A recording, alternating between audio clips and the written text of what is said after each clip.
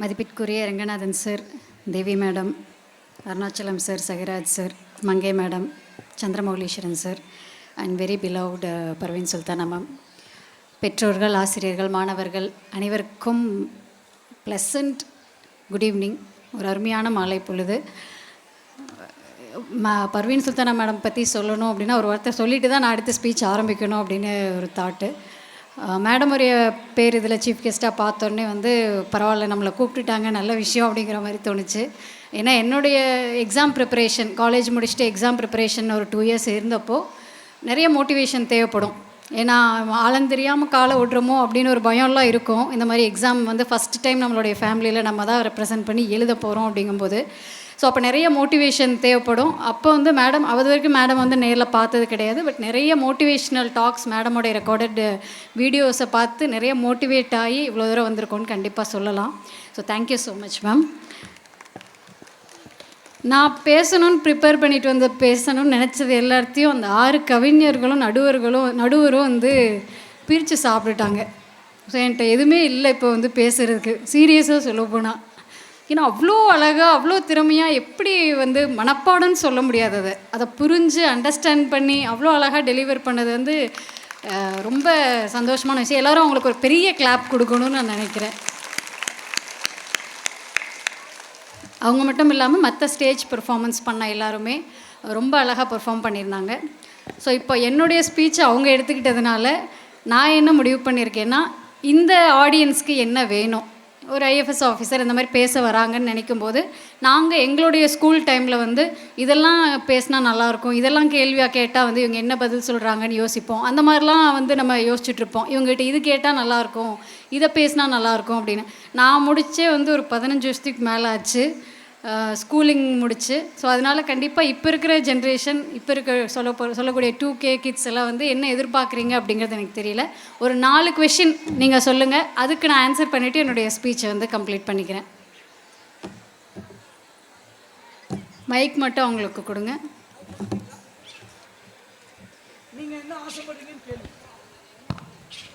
Students, எந்த class students வேணாலும் கேட்கலாம். Excuse me ma'am. Good evening ma'am. Good evening. நான் உங்கள்கிட்ட சில டவுட்டு கேட்கணும் மேம். நீங்கள் எந்த ஊர்லேருந்து வரீங்க மேம்? ஓகே. பயோடேட்டா பழனி வட்டம், திண்டுக்கல் மாவட்டத்திலேருந்து வரேன். உங்களுக்கு பிடிச்ச சப்ஜெக்ட் என்ன மேம்? பயாலஜி. எந்த ஸ்கூலில் படிச்சிங்க மேம்? தாராபுரமில் விவேகம் ஹையர் செகண்டரி ஸ்கூலில் ஒரு ஸ்கூலில் படித்தேன். உங்கள் ஃபேவரட் டீச்சர் யார் மேம்? நிறைய பேர் இருக்கிறாங்க. ஸ்கூல் நீங்கள் கேட்கும்போது அதோட ஒரு சின்ன சின்ன ஸ்டோரிஸ் சேர்த்து சொல்லிடுறேன். எனக்கு வந்து ஸ்கூலில் ரொம்ப இஷ்டமாக இருந்த டீச்சர் வந்து ஒரு பிடி சார், ஃபிசிக்கல் எஜுகேஷன் டீச்சர். என்ன அப்படின்னா, எனக்கு ஸ்போர்ட்ஸ்னால் ரொம்ப இன்ட்ரெஸ்ட், வாலிபால், த்ரோபால் அந்த மாதிரிலாம் ரொம்ப இன்ட்ரெஸ்ட்டு. 10th வரைக்கும் வாலிபாலில் வந்து நான் இருந்தேன். 11th ஸ்டாண்டர்ட் போகும்போது எங்கள் ஸ்கூலில் வந்து அப்படியே வாலிபால் டீமை த்ரோபாலுக்கும் அப்படியே பிரிச்சிடலாம் அப்படின்னு சொன்னாங்க. ஏன்னா புதுசாக அப்போ தான் த்ரோபால் கோச் வந்திருந்தாங்க. ஸோ பிரிக்கலாம்னு சொல்லும்போது எனக்கு சுத்தமாக விருப்பமே இல்லை வாலிபால்லேருந்து போகிறதுக்கு. எனக்கு ரொம்ப பிடிச்சிருந்தது வாலிபால் கண்டினியூ பண்ணுறதுக்கு. கட்டாயப்படுத்தி வந்து த்ரோபாலில் போட்டாங்க 5 பேர்த்த. மனசே இல்லாமல் டெய்லியும் த்ரோபால் கோர்ட்டுக்கு போகிற மாதிரி இருந்தது. பட் அங்கே இருந்த அந்த பிடி சார், அவர் கொடுத்த மோட்டிவேஷன், எந்த கேம்லையும் வின் பண்ணலை. ஆனால் இப்போ வரைக்குமே வந்து எனக்கு அவ்வளோ பெரிய மெமரிஸ் வந்து அந்த கிரவுண்டில் க்ரியேட் பண்ணதுக்கான காரணம் வந்து பிடி சார் தான். நான் 10th ஸ்டாண்டர்ட் வந்து பயாலஜி குரூப்பு. பொதுவாக 10th இந்த மார்க் வாங்கினா பயாலஜி, இந்த மார்க் வாங்கினா கம்ப்யூட்டர்னு அப்போவே ஒரு மாதிரி எழுதப்படாத விதியில் போய் நானும் மாட்டிக்கிட்டேன். ஸோ 11th ஸ்டாண்டர்டில் வந்து பயாலஜி குரூப் எடுத்தது. பயாலஜி குரூப்னாலே டாக்டர்னு கன்ஃபார்ம் பண்ணிடுவாங்க, வேறு வழியே இல்லை, டாக்டர் தான் ஆகணும் அப்படிங்கிற மாதிரி ஆயிரும். ஸோ 12th ஸ்டாண்டர்ட் முடிச்சுட்டு அந்த பயாலஜி எக்ஸாம் தான் லாஸ்ட் எக்ஸாம். அந்த எக்ஸாம் முடிச்சுட்டு வெளியில் வரும்போது பொதுவாக வெளியில் கிரவுண்டில் பிடி சார் தானே இருப்பாங்க. சார் கூப்பிட்டு ஒரு பென் கொடுத்தாங்க, ஒரு கோல்டன் கலர், ஃபுல்லாக கோல்டன் கலரில் இருக்க பெண்ணு. நீங்கள் வந்து டாக்டர் ஆகிட்டு இதில் தான் கையெழுத்து போடணும் அப்படின்ட்டு.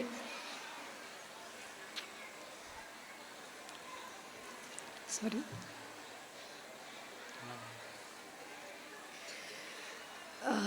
ஸோ அந்த அளவுக்கு வந்து ஒரு ஸ்டாஃப்னால் என்னுடைய க்ரோத்துக்கு அவ்வளோ தூரம் பண்ண முடியும் அப்படின்னா அது it was only because of PT sir. School டைமில் அப்படின்னா வந்து பிரபு காந்தி அவர் பேர். ஏன் எனக்கு வந்து இப்போ கண்ணில் தண்ணி வருது அப்படின்னா, 12th முடிச்சதுக்கப்புறம் அவருடைய காண்டாக்டே எங்கே போச்சுன்னே தெரியல. ஏன்னா அப்போல்லாம் ஃபோன் கிடையாது, ஃபோன் நம்பர்ஸ் கிடையாது, ஈவன் மெயில் ஐடி எதுவுமே எக்ஸ்சேஞ்ச் பண்ணுறது கிடையாது. இப்போ வரைக்கும் ஏதோ ஒரு கவர்மெண்ட் ஸ்கூலில் ஒர்க் பண்ணிட்டு இருக்காங்க திண்டுக்கல் அப்படிங்கிறது மட்டும் தெரியும். பட் இப்போ வரைக்கும் எனக்கு போய் சொல்லணும்னு ஆசை, இந்த மாதிரி ஒரு பெரிய பொசிஷனில் இருக்கேன், அந்த பெண்ணில் தான் கையெழுத்து போடுறேன் அப்படின்ட்டு. சாரி. அப்புறம் இன்னொரு டீச்சர் யார் அப்படின்னா, நான் காலேஜ் படிக்கும்போது வந்து சாலிஹா, பாக்கியது சாலிஹா அப்படின்னு சொல்லிட்டு ஒரு மேடம். அவங்க எந்த மாதிரி இன்ஸ்பிரேஷன் அப்படின்னா, காலேஜுக்குள்ளே போயிட்டோம், பயாலஜி எடுத்துட்டோம், எம்பிபிஎஸ்லாம் கிடைக்கல, மார்க் பத்தலை. அதுக்கப்புறம் அக்ரின்னு சொல்லிட்டு ஒரு கோர்ஸ் இருக்குது அப்படின்னு சொன்னாங்க. ஏன்னா எனக்கு பயாலஜி இன்ட்ரெஸ்ட்டு, அதனால் அக்ரிங்கிற கோர்ஸ்குள்ளே போயாச்சு. அங்கே போனதுக்கப்புறம் ஃபஸ்ட் இயர் செகண்ட் இயர் ஒவ்வொரு வருஷமும் ஒவ்வொரு டீச்சர் பிடிக்குது, ஒவ்வொரு சப்ஜெக்ட் பிடிக்குது, மாறிட்டே இருக்குது எய்மு. இப்போ வந்து நம்ம எக்ஸ்டென்ஷன் தான் படிக்கணும்னு தோணுது, எக்கனாமிக்ஸ் தான் படிக்கணும்னு தோணுது, அக்ரிகல்ச்சர் எக்கனாமிக்ஸு, அதில் அக்ரானமி படிக்கணும்னு தோணுது. ஒவ்வொரு வருஷமும் ஒவ்வொரு மாதிரி நமக்கு வந்து எய்ம் மாறிட்டே போயிட்டுருக்கும்போது அவங்க சொன்ன ஒரு விஷயம் என்ன அப்படின்னா, என்ன நீங்கள் பண்ணாலும் 100% பண்ணுங்கள். அது வந்து அரட்டை அடிக்கிறதுனா கூட பரவாயில்ல, 100% you have to be involve in it. அதே மாதிரி தான் படிப்போம், 100% நீங்கள் இன்வால்வ் ஆகணும் அப்படின்ட்டு. அது என்னன்னு தெரியல, அப்போ இருந்தே எனக்கு வந்து அந்த 100% இன்வால்வ் ஆகி ஒரு விஷயத்தை பண்ணுறதுல வந்து அந்த விஷயத்தை நினச்சாலே வந்து மேடம் தான் என்னோடய ஞாபகத்துக்கு வருவாங்க. அவங்க தான் கைட் பண்ணது, என்ன பண்ணணும், யூபிஎஸ்சிங்கிறது ஒரு பெரிய கடல், என்ன பண்ணணும் என்ன பண்ணக்கூடாது, என்ன காமன் மிஸ்டேக்ஸ் எல்லாருமே பண்ணக்கூடிய விஷயங்கள், அந்த மிஸ்டேக்ஸ் எல்லாம் பண்ணாமல். ஏன்னா எங்களுக்கு வந்து கைட் பண்ணுறதுக்கு ஃபேமிலிலேயோ இல்லை ஃப்ரெண்ட்ஸ் சர்க்கிள்லையோ வந்து யூபிஎஸ்சி பேக்ரவுண்டில் இல்லை. பட் எங்களுடைய டீச்சராக இருந்துட்டு அவங்க இதெல்லாம் வந்து நார்மலாக எல்லோரும் பண்ணுற மிஸ்டேக்ஸு, இந்த மிஸ்டேக்ஸை நீங்கள் பண்ணாமல் போயிருங்க, டைம் சேவ் ஆகும். நான் செகண்ட் அட்டெம்ப்ட் எப்படி கிளியர் பண்ணேன்னு நிறைய பேர் கேட்டாங்க. ஸோ அந்த மாதிரி நிறைய டீச்சர்ஸுடைய எக்ஸ்பீரியன்ஸ் ஷேரிங், அவங்களுடைய கைடன்ஸில் தான் வந்து அவ்வளோ குயிக்காக இந்த இடத்துக்கு என்னால் வர முடிஞ்சிச்சு. ஸோ அவங்க 2 பேர்த்துக்கும் வந்து இந்த டைமில் வந்து நான் நன்றி சொல்லிக்கிறேன். Thank you so much. அவ்வளோதானா? Thank you. One more question ma'am. Yes yes. Oh thank you madam. Study wise எங்களுக்கு ஒரு டிப்ஸ் சொல்லணும்னா நீங்கள் என்ன மேம் சொல்லுவீங்க? புரிஞ்சு படிங்க. மார்க்குக்காக படிக்கணும்னு படிக்கக்கூடாது, புரிஞ்சு படிக்கணும். ஏன் சொல்கிறேன் அப்படின்னா, இப்போ நம்ம வந்து ஒரு மாதிரி ஒரு ரேஸில் போயிட்டுருக்க மாதிரி இருக்குல்ல. 10th வந்து 500க்கு யார் அதிகமாக மார்க் வாங்குறா, 12th வந்து 1100க்கு, அப்போ 1100 இப்போ தெரில, நிறைய மாறிடுச்சு, யார் அதிகமாக மார்க் வாங்குறா அப்படின்ட்டு. பட் லாங் டேர்ம் யோசிக்கும் போது யார் உண்மையாலுமே கெரியரில் சக்ஸஸ் ஆகுறாங்க அப்படின்னா, ஹூ அண்டர்ஸ்டாண்ட்ஸ் தி சப்ஜெக்ட். இன்றைக்கி நம்ம வந்து ஹை ஸ்கோர் வாங்கிடலாம், அது ரொம்ப short term. 12th high score வாங்கிடலாம், அதுவும் ரொம்ப ஷார்ட் டேர்ம். பட் அதுக்கப்புறம் கெரியரில் உண்மையாலுமே நம்ம வந்து அந்த கெரியரில் ஷைன் ஆகணும் அப்படின்னா, நமக்கு அந்த understanding about the subject is very very important. Understand பண்ணணும்னா ஃபோக்கஸ் பண்ணணும். அப்துல் கலாம் சொன்னது தான் எனக்கு எப்போவுமே ஞாபகத்துக்கு வரும். லேர்ன் பண்ண தான் நமக்கு அந்த க்யூரியாசிட்டி வரும். க்யூரியாசிட்டி வர தான் நம்மளுடைய திங்கிங் கெப்பாசிட்டி அதிகமாகும். திங்கிங் பண்ண நமக்கு நாலேஜ் கேதர் ஆகும். Knowledge makes us great. So knowledge வரணுன்னா நம்ம we have to start with learning அப்படின்னா எப்போவுமே புக் எடுத்து படிக்கிறது மட்டும் லேர்னிங் இல்லை, அப்சர்வேஷன் கூட லேர்னிங் தான். டெய்லி அப்சர்வேஷன், டெய்லி நீங்கள் பண்ணுற விஷயங்களை அப்சர்வ் பண்ணுறது, சுற்றி நடக்கிற விஷயங்களை அப்சர்வ் பண்ணுறது, புக்கில் ரீட் பண்ணுறது, நியூஸ் பேப்பர் வாசிக்கிறது, மற்றவங்க சொல்கிறத கேட்குறது, இது எல்லாமே லேர்னிங்கிற ஆஸ்பெக்டில் தான் வரும். ஸோ ஸ்க்ராட்ச் நான் எப்படி ஸ்டார்ட் பண்ணுறது அப்படின்னு கேட்டால் லேர்னிங் தான். லேர்னிங் ஸ்டார்ட் பண்ணும்போது அட்லாஸ்ட் வந்து கிரேட்டாக தான் முடியும். கண்டிப்பாக நாலேஜ் இஸ் கிரேட். அந்த கிரேட்டாக நீங்கள் கண்டிப்பாக கன்வெர்ட் ஆகணும் அப்படின்னா learning with understanding is very very important. Thank you ma'am. Thank you. So வேறு ஏதாவது கொஷின்ஸ்? இன்னொரு 3 கொஷின் இருக்குது. இவர் கேட்டது எல்லாமே ஒரு கொஷின் தான். சொல்லுங்கள். மேம் நீ ஏன் மேம் அவங்க ஓகே, அவங்களுக்கு ஒரு மைக் இல்லை, அவங்க சொல்கிறது என்னென்னு கன்வே பண்ணிங்கன்னா கூட ஓகே.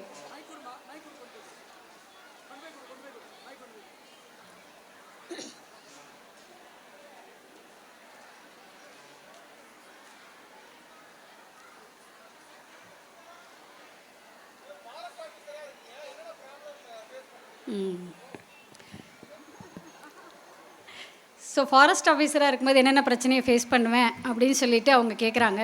மெயினாக ஃபாரஸ்ட் டிபார்ட்மெண்ட்டுடைய முக்கியமான ரோல் என்னன்னு ஃபஸ்ட்டு சொல்லிடுறேன். வனத்தை பாதுகாக்கிறத பற்றி மக்களுக்கு விழிப்புணர்வு கொண்டு வர்றது தான் ஃபாரஸ்ட் டிபார்ட்மெண்ட்டோடைய மெயினான மோட்டோ. ஏன்னா ஃபாரஸ்ட் டிபார்ட்மெண்ட் மட்டும் நினச்சா, நீங்கள் இருக்கிற அந்த கொஞ்சம் பாப்புலேஷன் நினச்சா இந்த ஃபாரஸ்ட்டையும் இந்த நேச்சரையும் பாதுகாக்க முடியாது. நம்ம எல்லாருமே நினைக்கும் போது தான் என்டையர் ஃபாரஸ்ட்டுன்னு மட்டும் இல்லை, நம்மகிட்ட இங்கே பார்க்குற ஒவ்வொரு மரமும் ஆகட்டும், நம்ம பார்க்குற வைல்ட் லைஃப் ஆகட்டும், விலங்குகளாக இருக்கட்டும், இல்லை நீங்கள் காடுன்னு போய் நம்ம பார்க்குற இடங்களாக இருக்கட்டும், கடலாக இருக்கட்டும், எல்லாத்தையுமே இயற்கையை பாதுகாக்கிறது வந்து நம்ம எல்லாத்துடைய நோக்கமாக இருக்கணும் அப்படிங்கிறத எல்லா மக்களுக்கும் போய் சொல்லணும் அப்படிங்கிறது தான் ஃபாரஸ்ட் டிபார்ட்மெண்ட்டோட நோக்கமாக நான் நினைக்கிறேன். பிரச்சனைகள் அப்படின்னா வந்து அந்த விழிப்புணர்வு ஒரு ஒரு ப்ராசஸ்ஸு. இப்போ வந்து பிளாஸ்டிக் பை எடுத்துகிட்டு போகக்கூடாது, நம்ம வீட்டிலிருந்தே வந்து ஒரு பேக் எடுத்துகிட்டு போயிடணும், துணிப்பை அப்படிங்கிறது ஒவ்வொருத்தவங்களுடைய அந்த பிஹேவியரை சேஞ்ச் பண்ணால் தான் வரும் இல்லையா? திடீர்னு ஒரு நாள் பேன் பண்ணிட்டா வராது இல்லையா? அந்த ப்ராசஸ் இருக்குல்ல, நம்ம என்டையராக பிளாஸ்டிக்கை என்றைக்கு வந்து எல்லாருமே வேணான்னு தூக்கி போட போகிறோம், என்டையராக நம்ம எல்லாருமே வீட்டிலேருந்து எடுத்துகிட்டு போகும்போதே பை எடுத்துகிட்டு போக போகிறோம், அந்த ஒரு டேட் இருக்குல்ல, அது இன்றைக்கி நாளைக்குன்னு தெரியாது. அது வரைக்குமே ஃபாரஸ்ட் டிபார்ட்மெண்ட்டுக்கு வேலை இருக்குது.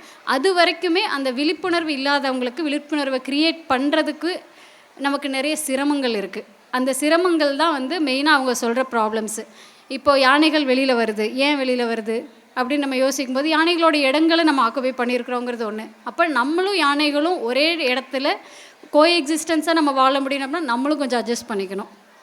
அந்த மாதிரி இருக்கிற ப்ராப்ளம்ஸ் தான் வந்து மெயினாக நம்ம ஃபேஸ் பண்ணுறது. இன்னொன்று வந்து இப்போ விலங்கினங்கள் அப்படின்னா வந்து நம்ம எல்லாத்துக்குமே தெரிஞ்சது என்னது, யானை, புலி, சிங்கம், இந்த மாதிரி பெரிய பெரிய விலங்கினங்கள் தான் அப்படின்னு நினைப்போம். ஆனால் நம்ம ஊரில் இருக்க தஞ்சாவூர் மாவட்டத்தில் இருக்க கடல் பசுன்னு ஒரு உயிரினம் இருக்குது, கடல் அட்டைன்னு ஒரு உயிரினம் இருக்குது. இந்த மாதிரி நமக்கு தெரியாத எத்தனையோ உயிரினங்கள் தினம் அழிஞ்சிட்டே வருது. தேர் அண்டர் எக்ஸ்டிங்ஷன். அந்த மாதிரி உயிரினங்கள், ஏன்னா நமக்காக மட்டும் இயற்கை கிடையாது, இயற்கைக்காகவும் இயற்கை தான். ஒரு மரம் நமக்காக தான் இருக்குன்னு நம்ம என்றைக்குமே நினைக்கக்கூடாது. அந்த மரம் அந்த மரத்துக்காக இருக்குது. It is independent also. அதனால் எல்லா பல்லுயிர்கள் அப்படின்னு சொல்லக்கூடிய பயோடைவர்சிட்டி எல்லாமே வந்து நமக்காக மட்டும்தான், நம்மளுடைய ஃப்யூச்சர் ஜென்ரேஷனுக்காக மட்டும்தான் அப்படின்னு நினைக்கக்கூடாது. அதுவும் ஒரு பங்கு. ஏன்னா நம்ம வந்து அதை சார்ந்து இருக்கிறோம். கண்டிப்பாக இயற்கை வந்து மக்களை சார்ந்து இல்லவே இல்லை. ஆனால் மக்கள் வந்து இயற்கையை வந்து 100% சார்ந்து இருக்கும். ஒரு சுத்தமான காற்றுக்காக இருந்தாலும் சரி, நீருக்காக இருந்தாலும் சரி, நம்ம சார்ந்து இருக்கும்போது கண்டிப்பாக அதை பாதுகாக்கக்கூடிய பொறுப்பு நம்ம எல்லாத்துக்குமே இருக்குது. அதனால் விலங்கினங்களாக இருக்கட்டும், மரங்களாக இருக்கட்டும், நம்ம இது எல்லாத்தையுமே எல்லோரும் ஒன்றா சேர்ந்து பாதுகாக்கணும். அப்போ யாருக்குமே எந்த பிரச்சனையுமே இல்லை. ஃபாரஸ்ட் டிபார்ட்மெண்ட்டுங்கிற ஒன்று இல்லாமல் கூட ஒரு நாள் போகலாம், நம்ம எல்லாருமே சேர்ந்து அதை ப்ரொடெக்ட் பண்ணும்போது. Thank you. Excuse me ma'am. Good evening ma'am. Good evening. நானும் வந்து இப்போது யூபிஎஸ்சிக்கு ப்ரிப்பேர் பண்ணிகிட்ருக்கேன் மேம். நீங்கள் வந்து யூபிஎஸ்சி உங்களோட ஜேர்னி வந்து எப்படி இருந்தது, எப்படி ஆப்ஷனல் சப்ஜெக்ட் சூஸ் பண்ணீங்க, அதை மட்டும் கொஞ்சம் சொல்லணும். சரி. ஸோ நான் முன்னாடி சொன்ன மாதிரி வந்து ப்ரெசிடென்ஸ் இல்லை. அதாவது நம்ம ஊரில் யாரோ ஒருத்தவங்க இந்த மாதிரி ஆயிருந்தாங்க அப்படின்ட்டா, இல்லை நம்ம ஃபேமிலியில் யாரோ ஒருத்தவங்க ஆயிருந்தாங்க அப்படின்னா ஒரு ப்ரெசிடென்ஸ் இருக்கும். வீட்டில் வந்து அக்ரிகல்ச்சர் பண்ணுறாங்க ஃபேமிலியில், அப்பா அம்மா எல்லாருமே. ஸோ அவங்களுக்கு என்னென்னா அந்த கல்வியை எனக்கு கொடுக்கணும் அப்படிங்கிற ஒரு விஷயத்தில் வந்து அவங்க ரொம்ப ஸ்ட்ராங்காக இருந்தாங்க. அவங்க ஸ்கூல் போனது கிடையாது, காலேஜ் போனது கிடையாது. ஆனால் அந்த கல்வியை எனக்கு கொடுக்கணும் அப்படிங்கிற விஷயத்தில் அவங்க ரொம்ப ரொம்ப ஸ்ட்ராங்காக இருந்தாங்க. 12th முடிச்சதுக்கு 10th போயிட்டோம், 9th 10th போயிட்டோம். அங்கே எல்லாமே டீச்சர்ஸோடைய கைடன்ஸ் தான். ஸோ 10th முடித்தாலே டிஃபால்ட்டாக எம்பிபிஎஸ் அந்த ஸ்டோரியெல்லாம் அதை தான் வருது.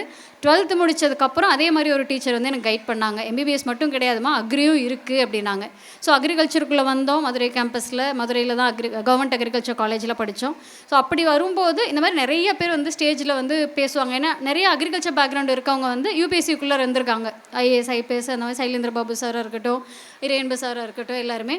ஸோ அவங்க நிறைய அந்த மாதிரி ஸ்பீச்சஸ் கொடுக்கும்போது ஓகே, இது ஒரு ஓப்பனிங் இருக்குது நமக்கு, இது ஒரு கெரியராக நம்ம சூஸ் பண்ணலாம் அப்படின்னு.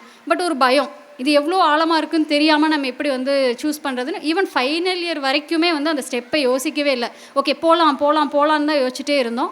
பட் ஃபைனல் இயர் வரும்போது எல்லோரும் அவங்கவுங்களுடைய கெரியரை யோசிச்சுட்டு இருக்கும்போது நாங்கள் ஒரு 4 பேர் என்னுடைய காலேஜ் பேட்சில் சரி நம்ம 4 பேர் ஒன்றா சேர்ந்து ப்ரிப்பேர் பண்ணுவோம் அப்படின்னு சொல்லிட்டு சென்னைக்கு போனோம். ஸோ ஃபஸ்ட் அட்டெம்ப்ட் சொன்ன மாதிரி தான், ஆழம் தெரியாமல் தான் காலை விட்டது. எவ்வளோ பெரிய கடல் அங்கே இருக்குது, சிலபஸ் எவ்வளோ பெரிய கடலுங்கிற பெருங்கடல்னு தெரியாமல் தான் நம்ம உள்ளே போன மாதிரி இருந்தது. பட் நாங்கள் நம்பின ஒரே ஒரு விஷயம் வந்து ஹார்ட் ஒர்க்.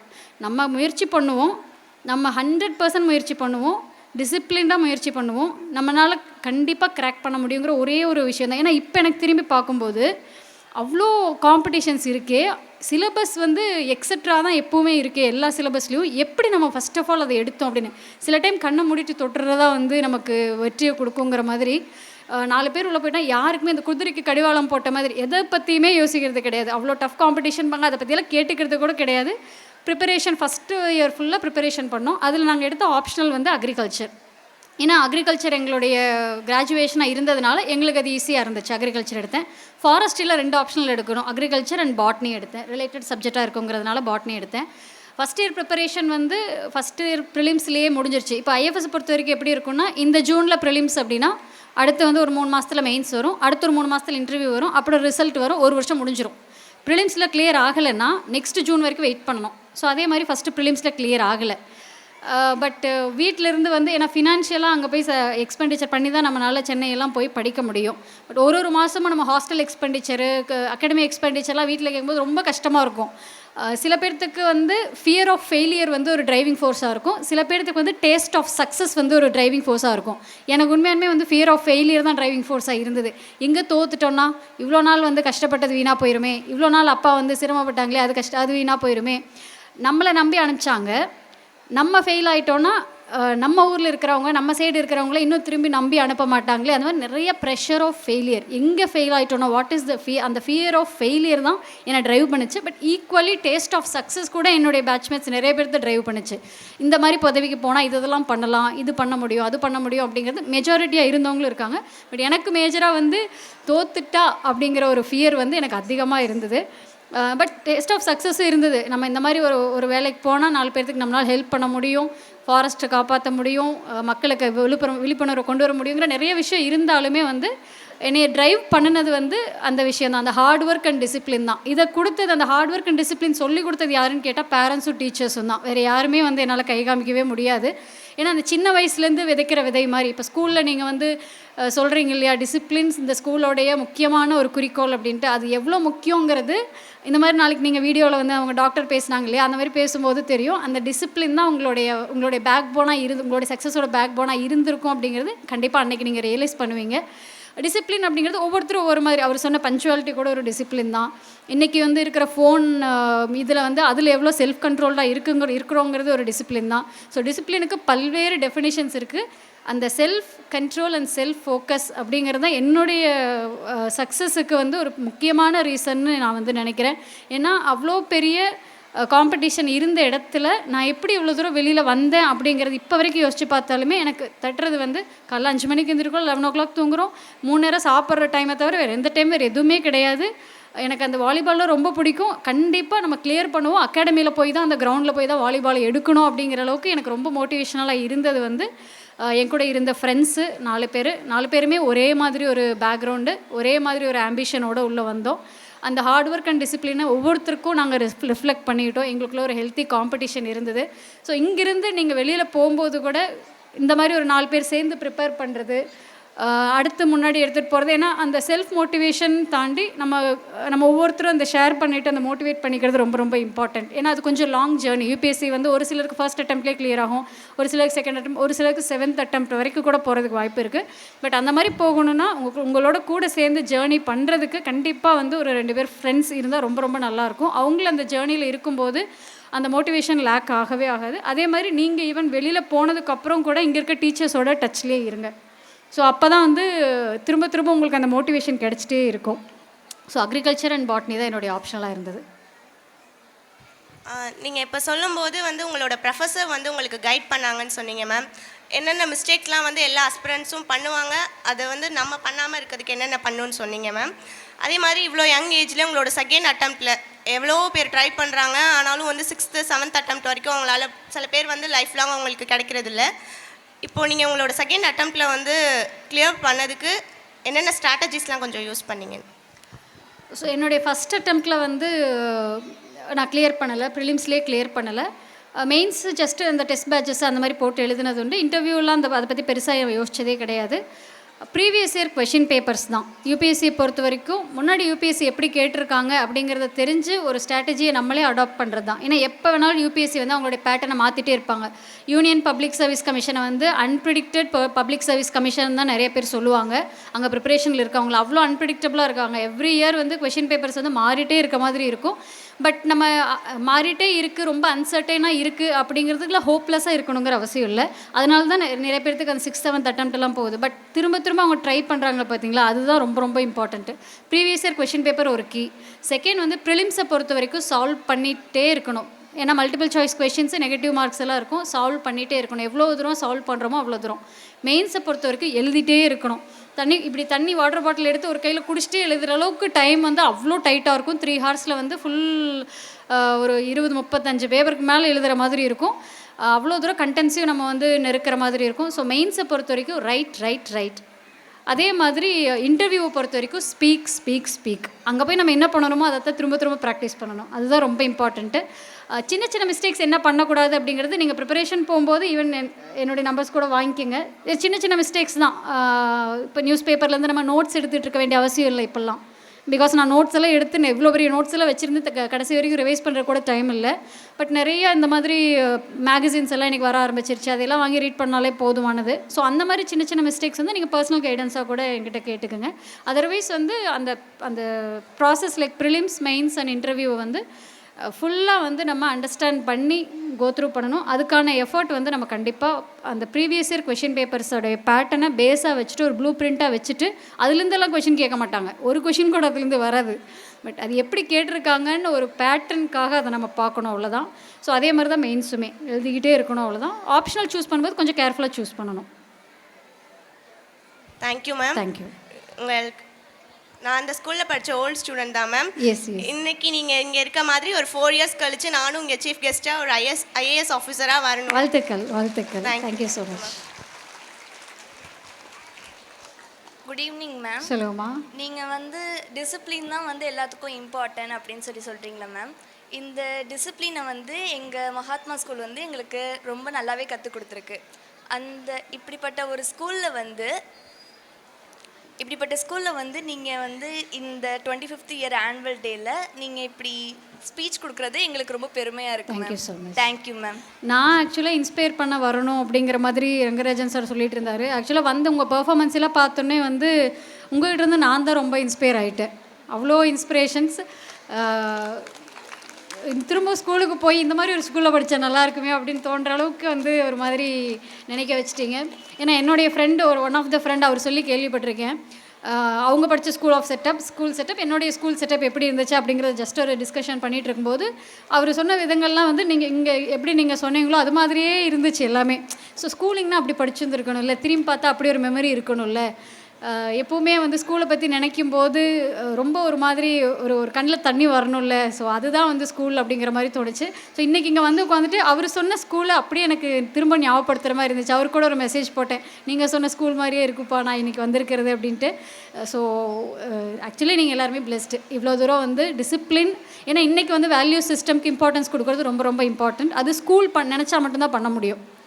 வேறு எந்த ஃபோரமுமே அந்த வேல்யூ சிஸ்டம்க்கு அந்த அந்த அந்த பணிவுக்கு அந்த ஒழுக்கத்துக்கு இது எல்லாமே கற்றுத்தரக்கூடிய இடம் வந்து ஸ்கூல் தான். அதை வந்து நீங்கள் சிறப்பாக பண்ணுறீங்க அப்படிங்கும்போது கண்டிப்பாக உங்களுடைய ஸ்டூடெண்ட்ஸ் எல்லாருமே வந்து நாளைக்கு வந்து ரொம்ப பெரிய இடத்துக்கு அவங்க நினச்ச இடத்துக்கு கண்டிப்பாக கிரேட்ஃபுல்லாக போவாங்க.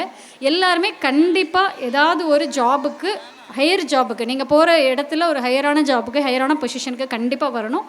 முக்கியமாக பெண்கள் நோ எக்ஸம்ஷன்ஸ். இண்டிபெண்ட்டாக இருக்கணும், ஃபினான்ஷியலி இண்டிபெண்ட்டாக இருக்கணும். ரொம்ப ரொம்ப ரொம்ப ரொம்ப முக்கியம். அதில் வந்து செகண்ட் சான்ஸே கிடையாது, செகண்ட் தாட்டே கிடையாது. அதனால நீங்கள் வந்து எந்த பொசிஷன் போனாலும் இதுக்கு தான் போகணும் அதுக்கு தான் போகணும்னு நான் சொல்லலை. எந்த பொசிஷன் போனாலும் you should be the top அப்படிங்கிற ஒரு தாட் வச்சுக்கோங்க. அங்கே தான் போகணும் அப்படின்னு இல்லை. அந்த கோல் பெருசாக இருந்தாலே நமக்கு வந்து கண்டிப்பாக அதை ரீச் பண்ணுறதுக்குரிய எனர்ஜி இருக்கும். கோல் எப்போவுமே வச்சுட்ருங்க. டெய்லி ஒரு கோல் வச்சுக்கோங்க. டிரைவிங் ஃபோர்ஸாக அது இருக்கும். ஒரு 10 கிலோமீட்டர் நடக்கணும்னு நினைக்கும் போது 5 கிலோமீட்டர் ஈஸியாக கடந்துருவோம். பட் 5 கிலோமீட்டர் தான் நடக்கணும்னு நினைக்கும் போது 3 கிலோமீட்டருக்கு மேலே மூச்சு வாங்க ஆரம்பிச்சிடும். ஸோ எப்போவுமே கோல்ஸை வந்து லாங் சைட்டடாக வச்சுக்கோங்க. கண்டிப்பாக எல்லாருமே நல்ல பொசிஷன் போவீங்க. பேரண்ட்ஸ் இதே மாதிரி கண்டிப்பாக சப்போர்ட் பண்ணுங்கள் ஸ்டூடெண்ட்ஸ்க்கு. இந்த ஸ்கூல் விட்டு அந்த ஸ்டூடெண்ட் பாஸ் அவுட் ஆகி போனதுக்கு அப்புறமும் கூட உங்களுடைய same kind of support and guidance வந்து எப்போவுமே உங்கள் குழந்தைங்களுக்கு கொடுக்கணும் நீங்கள். ஸோ அதுதான் நான் பேரண்ட்ஸ்கிட்ட கேட்டுக்கிறது. டீச்சர்ஸ் எப்பவும் போல் rock yourself. Thank you so much.